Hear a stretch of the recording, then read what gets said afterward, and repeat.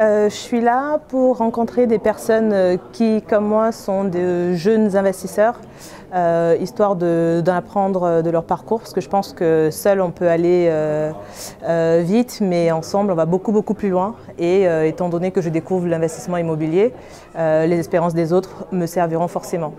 Alors la première chose que j'ai apprise, c'est que finalement, on a beau avoir 0 investissement ou 10 investissements, il y a encore beaucoup de choses à apprendre. Je m'attendais à ne trouver que des personnes de jeunes investisseurs, mais en fait, il y en a beaucoup qui ont déjà 2, 3, 4, 5 investissements et qui cherchent encore à peaufiner leur stratégie et qui me posent des questions à moi alors que je pensais ne pas connaître grand-chose et ne pas apporter grand-chose. Mais finalement, en fait, on se nourrit tous les uns des autres. Donc, c'est la première belle surprise de la journée. Et à côté de ça, j'ai aussi posé énormément de questions sur les stratégies mises en place par les uns et les autres, et comment ça marche, qu'est-ce qu'ils ont fait, quelles sont leurs astuces, pour que moi, derrière, je puisse les implémenter. Alors, la première chose que je vais appliquer quand je vais rentrer chez moi, difficile à répondre, mais je pense ce sera sur le financement bancaire, parce que je suis en plein dedans, je suis en train de négocier. Et on m'a donné quelques astuces sur la négociation, notamment tout ce qui est frais de notaire, parce que les banques sont de plus en plus compliquées là-dessus. Donc obtenir un financement à 110%, c'est compliqué. Donc ça va être essentiellement ça. Comment bâtir mes arguments pour que je puisse avoir le type de financement que je recherche. En septembre 2019, j'ai démissionné de mon ancien emploi parce que, alors ça peut paraître prétentieux, mais je m'ennuyais dans mon travail. J'étais bien payée, mais je m'ennuyais. Et j'étais arrivée à une phase de ma vie où je considérais que j'étais trop payée pour ce que je faisais. Et je me sentais prisonnière de ma vie en fait. Donc je suis partie en septembre 2019, j'ai démissionné, donc pas de chômage.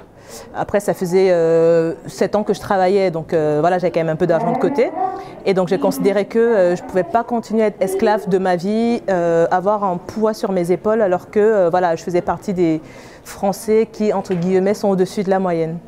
Et de là, je me suis dit, c'est à partir de ce moment-là que j'ai commencé à avoir le déclic au sujet de l'immobilier en disant, je veux me construire une vie où finalement je suis au service de ce qui me fait plaisir, de ce qui me passionne et pas au service de l'enrichissement des autres finalement au détriment de ma santé mentale parce qu'à un moment donné je commençais à me sentir mal psychologiquement.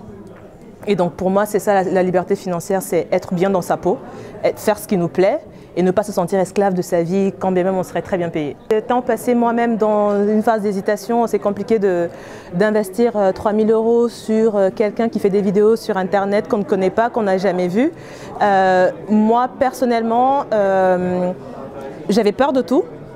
Peur de me tromper du coup sur Damien et donc dépenser mon argent inutilement, peur d'investir dans l'immobilier en tant que femme seule, peur des travaux, peur de tout et en fait moi sincèrement ce que j'ai gagné c'est le mindset.